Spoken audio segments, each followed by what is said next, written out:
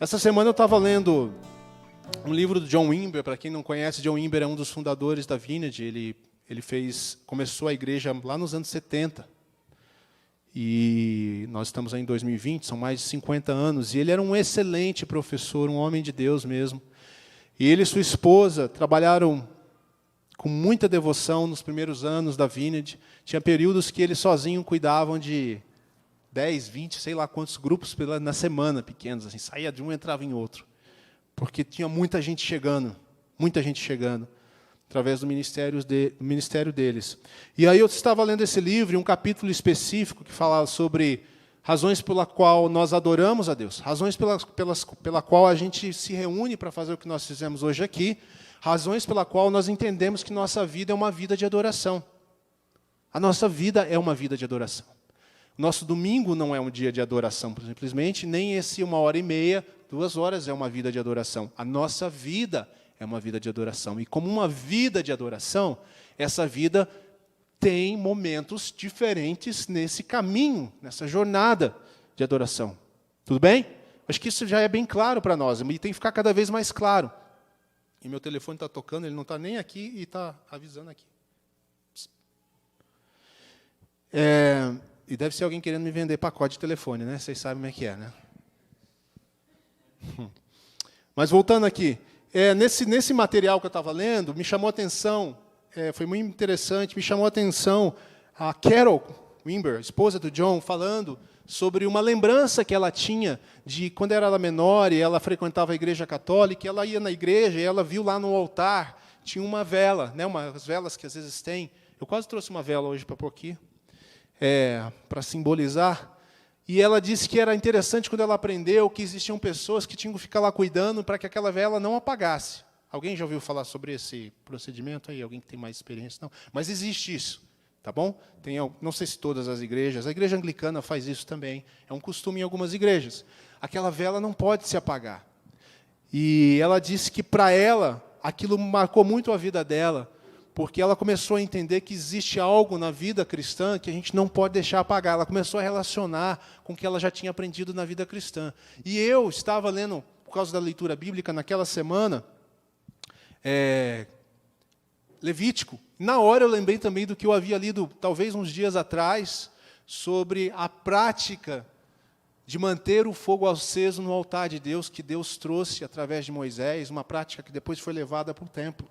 Eu queria falar um pouco sobre isso com vocês para trazer esse elemento para a nossa vida como algo importante e ligar isso com algo ainda mais prático para nós. Abra sua Bíblia, portanto, aí em Levítico 6, aquela brincadeira que eu faço, né? Descola a página. Se você não está fazendo leitura anual da Bíblia toda, provavelmente você tem que descolar a sua página, que eu sei que você não anda lendo Levítico. Sim ou não? Pode admitir. Ninguém fica lendo Levítico toda hora, que eu sei. Com a prática da Bíblia, da leitura anual, isso se resolve. Você vai passar por Levítico. Capítulo 6 de Levítico, então. Quero ler um texto com vocês, versículo 8 até o 13. Acharam aí? Nova versão transformadora que eu estou lendo, tá? Se tiver como projetar ali, ajuda. Legal.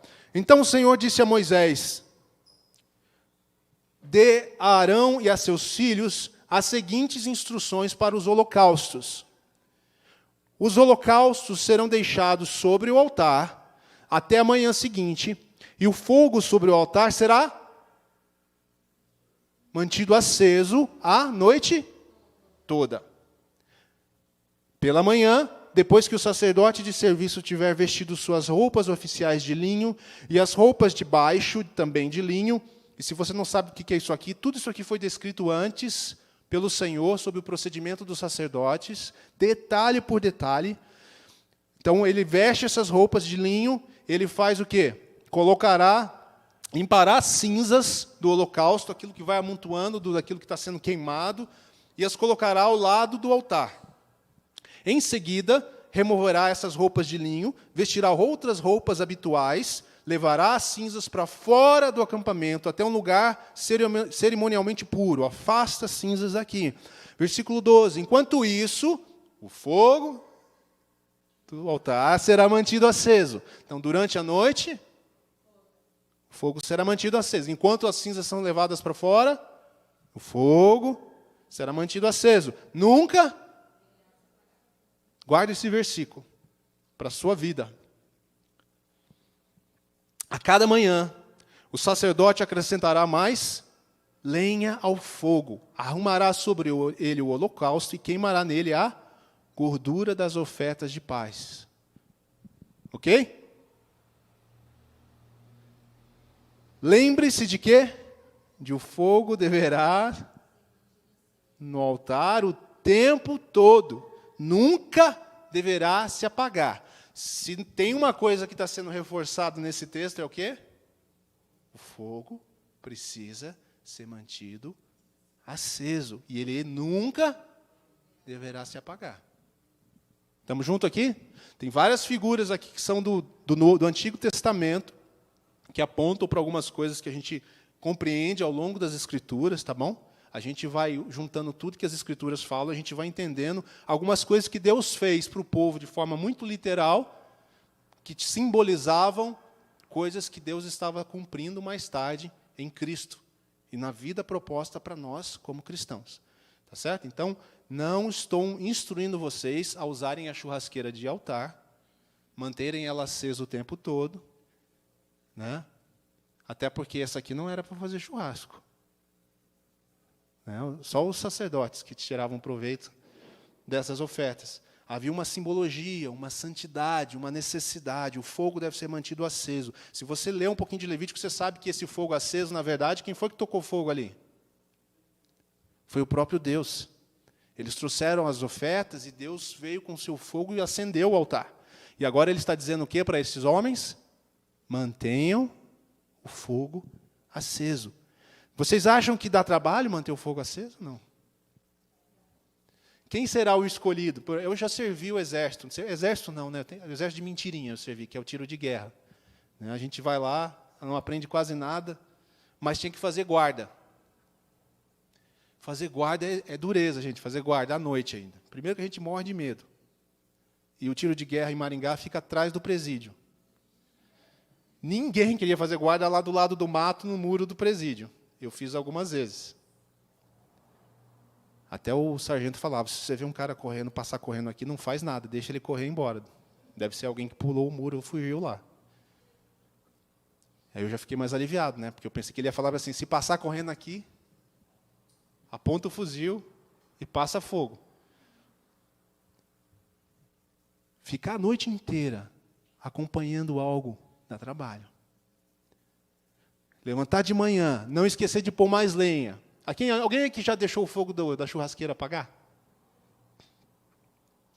Quem nunca, né?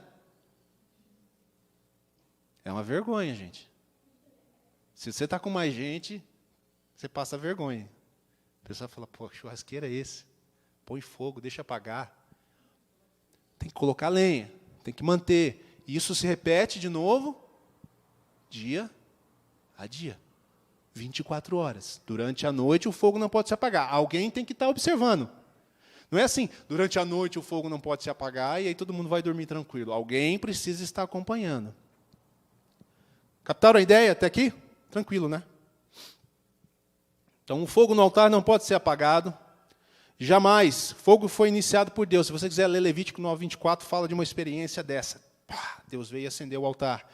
Então, existia um procedimento, existiam vestes que simbolizam coisas que nós não vamos falar aqui hoje, mas existia toda uma forma de cuidar das cinzas, as sobras, uma forma de cuidar do que acontecia com essas cinzas para fora do acampamento.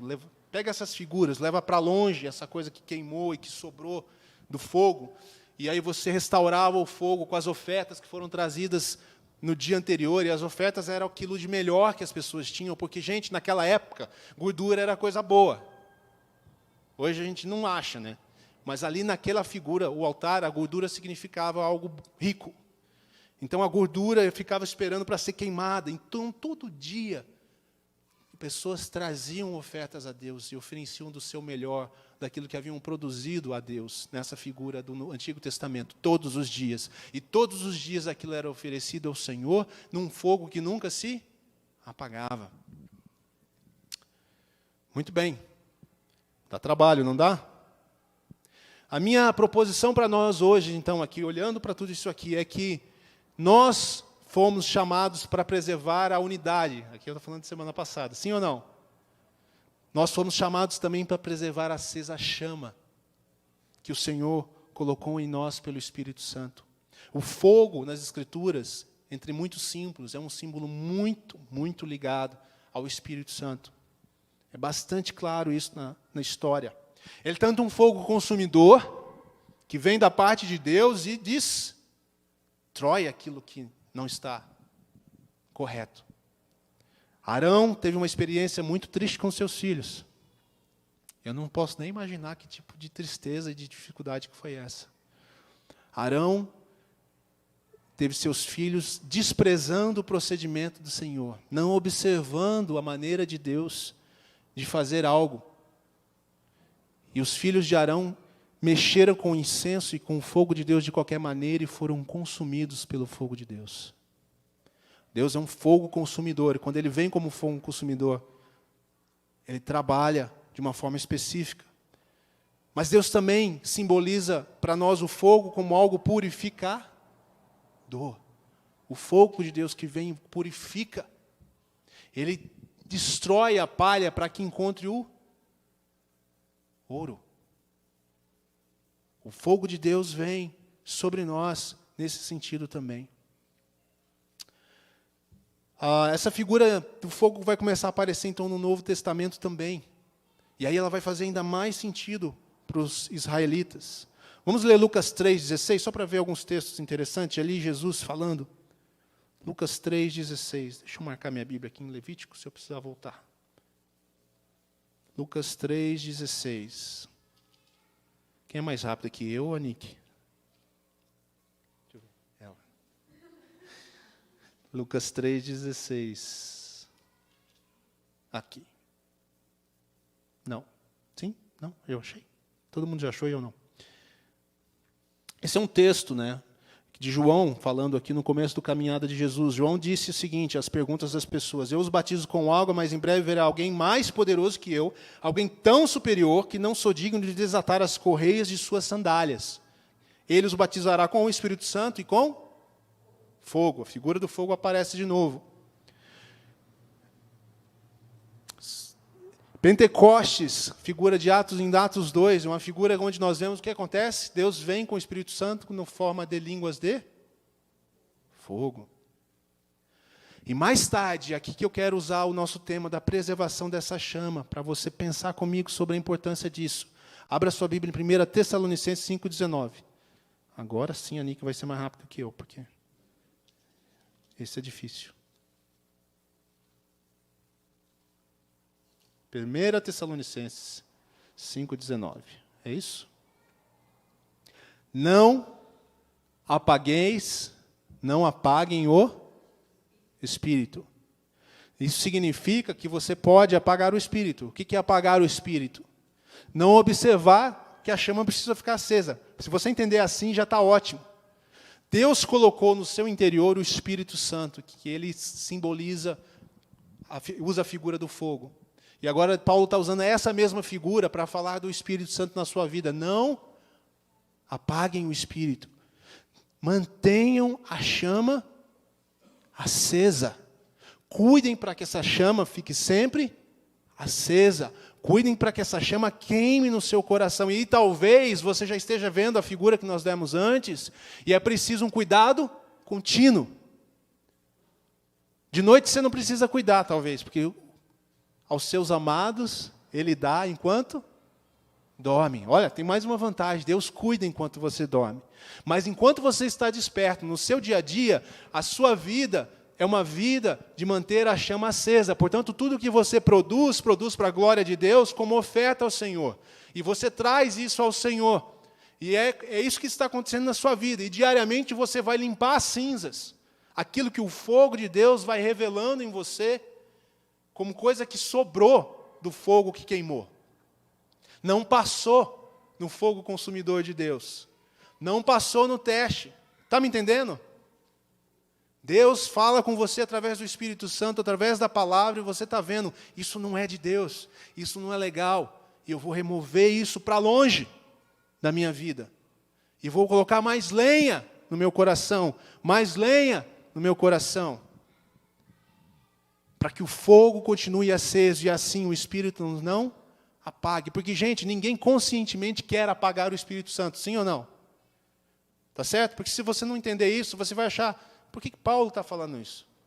Na verdade, eu prefiro entender que a nossa obrigação, em tudo que nós estamos vendo junto aqui, é manter a chama acesa. E se você manter essa chama acesa, se eu estiver mantendo essa chama acesa, você nunca permitirá que o Espírito Santo se apague, continuamente queimando em seu interior, purificando você, consumindo aquilo que não é de Deus, transformando a sua vida. Tudo bem? Nós somos o altar de Deus e nós somos a oferta de Deus. Abra aí em Romanos 12:1. Nessa versão da Bíblia, Romanos 12:1 é um dos textos que eu mais gosto. Inclusive era a senha aqui da internet por um bom tempo. 12:1. Portanto, irmãos, suplico-lhes que entreguem seu corpo a Deus. Vocês são oferta. O que ele está falando é o seguinte, que lá no Antigo Testamento, quando você pegava o cabrito, o boi, a pombinha, a farinha, o melhor de tudo, o sem defeito, você trazia e colocava no altar e os sacerdotes faziam o processo. Agora vocês são sacerdotes. Nós somos reino de sacerdotes. Você é sacerdote da sua própria vida, assim como você é sacerdote em favor de Deus para o mundo. Vocês estão entendendo isso?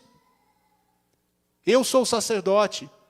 Eu que tenho que vestir das vestes que Jesus criou para mim e cuidar do altar, que é a minha própria vida. E eu mesmo trago as ofertas, eu as sacrifico no altar de Deus, para a honra e para a glória dEle, porque Ele é digno. Essa é a nossa visão. Entreguem seu corpo a Deus por causa de quê? De tudo que Ele fez por vocês. É por isso que nós podemos fazer a entrega, e é por isso que nós devemos fazer a entrega. Ele é tanto a razão quanto o alvo da nossa entrega. Que seja um quê? Um sacrifício vivo e santo.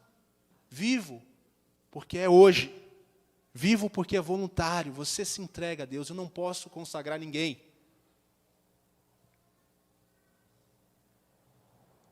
Você não pode consagrar ninguém. Você pode orar por essa pessoa. Você pode pedir a Deus que ministre a vida dele.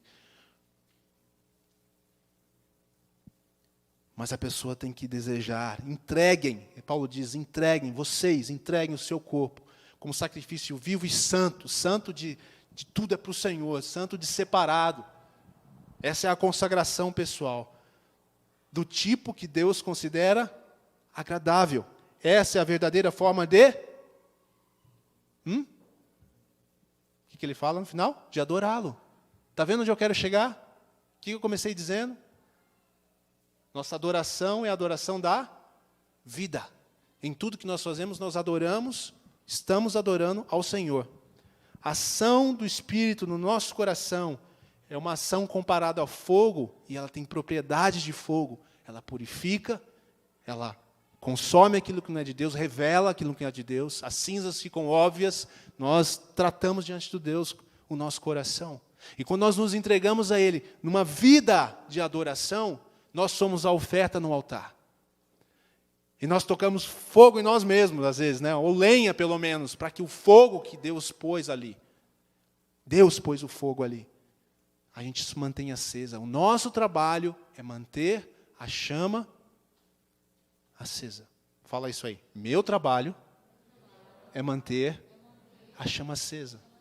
Só isso já é um motivo de adoração para você falar, Deus, muito obrigado, Senhor. Porque o Senhor colocou em mim uma chama, algo que eu não poderia fazer por mim mesmo. Obrigado pelo teu Espírito. Gente, nós precisamos crer mais na palavra. A palavra é a verdade, não são nossos sentimentos que nos guiam, não devem nos guiar. Deus disse, eu darei e colocarei em vocês o meu Espírito. O fogo de Deus habita em nós, pela palavra dEle. E agora nós trabalhamos dia e noite para manter esse fogo aceso. E se esse fogo estiver aceso, ele transformará a nossa vida e as nossas ações. E tudo que nós fazemos na nossa vida se torna um ato de adoração.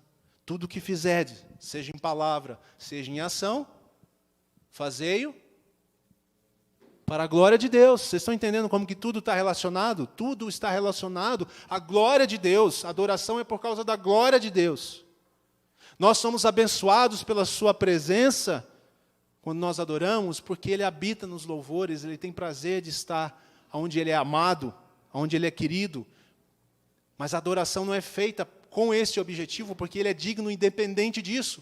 Então é um presente que nós recebemos, e por isso nós amamos ainda mais adorá-lo. Olha que interessante, a gente às vezes acha que alguns irmãos são um pouco frios, né? O pessoal gosta de falar de João Calvino. João Calvino não tem nada a ver com fogo, com o Espírito Santo. Já viram isso? Olha essa frase dele aqui que interessante. Por que, pois, diria alguém, Paulo nos exorta a continuar esse fervor? Eis a minha resposta. Então, Paulo está enfatizando, sim ou não? A nós mantemos o fervor? Não apagueis o Espírito. Sua vida como sacrifício vivo, santo, agradável a Deus. Essa é a adoração agradável, a que Deus ama. A resposta de Calvino a esse incentivo de Paulo: embora este zelo seja divino, estes deveres são destinados aos crentes, a fim de que destruam sua indiferença e fomentem aquela chama que Deus lhes acendeu. A entrega contínua, a visão de que a adoração é um estilo de vida, e a adoração que nós fazemos junto com a igreja, todos esses modelos e formas de adoração, tem um objetivo de destruir, um fogo consumidor, destruir a indiferença do seu coração e do meu coração em relação a Deus, e fomentar a chama, botar lenha nessa chama. Faz sentido ou não? Vocês estão comprando isso ou não? Essa ideia? Estão acompanhando ou estou no outro planeta? Ele termina dizendo, pois geralmente sucede que ou abafamos ou extinguimos o Espírito em razão das nossas próprias mazelas. Agora eu gosto de João Calvino. Não gostava, assim, às vezes, que ele falava umas coisas que meio dura. Pode sentir que faltava algumas coisas. Mas esse texto é maravilhoso. Posso mandar para vocês depois? Vou mandar para vocês lerem lá. Isso aqui dá para você fazer meditação, assim, devocional, uma semana, um mês, um ano. Se você entender o que ele falou aqui, gente, muda tudo. Sério, sério. Muda tudo na sua vida e na sua perspectiva de Deus. Só essa interpretação dele aqui do texto. Não apagueis o Espírito, portanto, é ordem de Deus. São parte dos deveres do cristão, manter a chama acesa.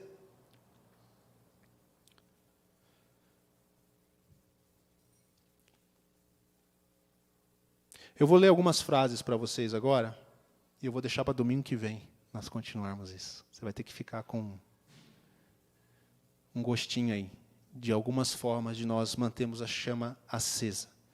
Vamos separar as coisas para ficar bem forte, pode ser? Captaram bem isso? Então, qual é o nosso dever?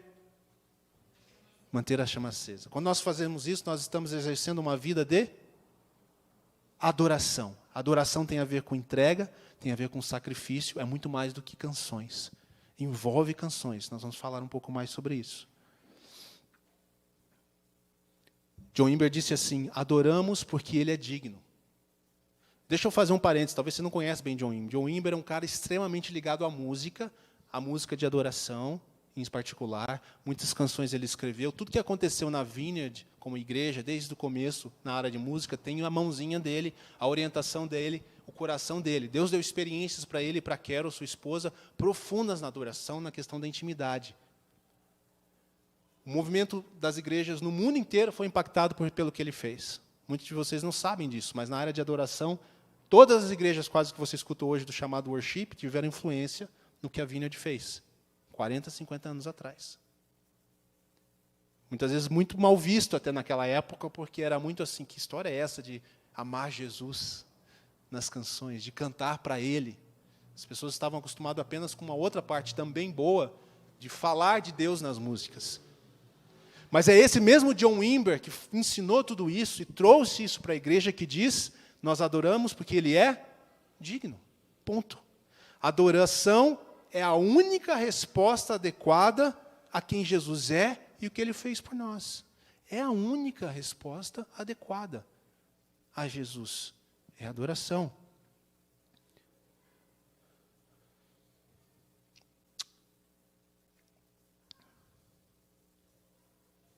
Quem quer manter a chama acesa no coração? Eu quero. Eu acho que é um assunto que a gente tem sempre que ser relembrado. Sim ou não? Adoração tem a ver com entrega. Reconhecer quem Deus é. Reconhecer que eu não tenho direito a nada, como disse John Wimber também uma vez. Eu abri mão dos meus direitos por causa dele. É muito bom quando você encontra uma pessoa que as suas palavras, sua maneira de pensar e de viver está alinhada, né, com sua vida real, sua vida prática. E John Wimber tem esse testemunho. Ela conta que viu o seu marido, que era um músico famoso, por amor a Jesus, abrir mão de uma série de coisas. Ele abriu mão de contratos milionários, ele abriu mão de instrumentos que ele tinha, ele abriu mão até de discos e outras coisas que ele vai acumulando como um produtor. E eu não sabia dessa história nova para mim, mas ele um dia, literalmente, jogou isso tudo num desses depósitos de lixo.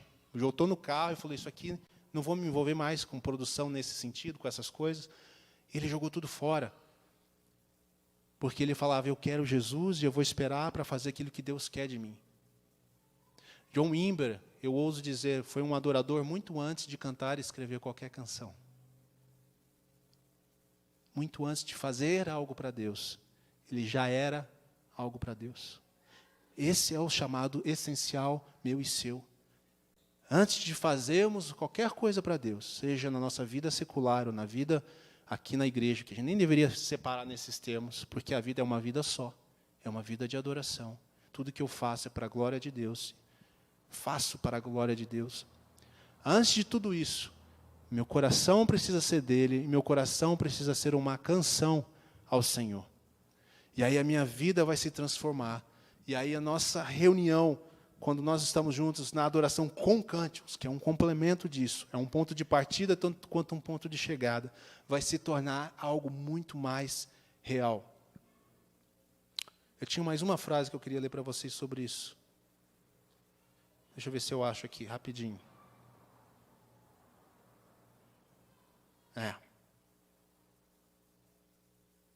Para a gente linkar essa coisa da adoração, até onde nós fomos aqui hoje, na vida, tá bom? Com a adoração feita em comunidade, que é mais fácil falar, né? Quando a gente fala de adoração, todo mundo já pensa em música, pensa em culto, etc, etc. E não tem problema, é isso também. Mas olha essa frase dele, vamos terminar com essa aqui, porque vocês vão precisar pensar um pouquinho nela. Ele diz assim, eu acredito, John Wimber diz, eu acredito que quando nos ajuntamos e expressamos a nossa adoração, como nós fizemos hoje mesmo aqui, são as expressões de amor e as expressões de devoção que aconteceram antes deste momento conjunto, que fazem essa adoração ter significado. Captaram isso aí? De outra forma, se não for assim, nossa adoração pode ser mais próxima da que é descrita em Isaías 29:13. Quem lembra o texto diz assim, louvam-me e honram-me com os lábios, mas o seu coração está longe. Nós precisamos entender isso, gente. Nosso coração precisa estar conectado com Jesus todos os dias. A chama tem que ser mantida acesa dia e noite. Lenha, cuidado, não dá para amontoar muita cinza, que daqui a pouco não tem lugar para fogo, não tem mais lugar para lenha nova. As ofertas que são a nossa própria vida e tudo que você produz estão sendo queimadas nesse altar que é a sua vida. E quando isso acontecer, os nossos juntamentos serão aqueles que Deus vai olhar e vai falar assim, que alegria ver meus filhos e minhas filhas me adorando. Porque eles têm demonstrado amor e devoção todo o tempo. Isso será uma transformação na nossa adoração. Corações que se unem em uma só voz para demonstrar a Deus amor. Amor que é demonstrado todos os dias. E nós vamos evitar essa situação muito triste, onde Deus olha e fala, esses caras são os melhores, tocam bem, cantam bem, a galera está cantando, bate palma, se mexe, mas o coração dele está longe de mim. E talvez você fale, não, mas eu venho com sinceridade. Eu sei, eu também venho. Mas o que Deus está dizendo é que não é só aqui a sinceridade. E talvez é essa a razão que muitas vezes nós estamos vindo com sinceridade e não percebemos algo que Deus está fazendo. Porque nós precisamos aumentar o fogo da chama que Ele acendeu em nós, mantê-la acesa durante todos os dias. É um dever nosso, como disse João Calvino, fazer isso. Ele iniciou o processo, Ele colocou o fogo no nosso coração e fez isso por nós.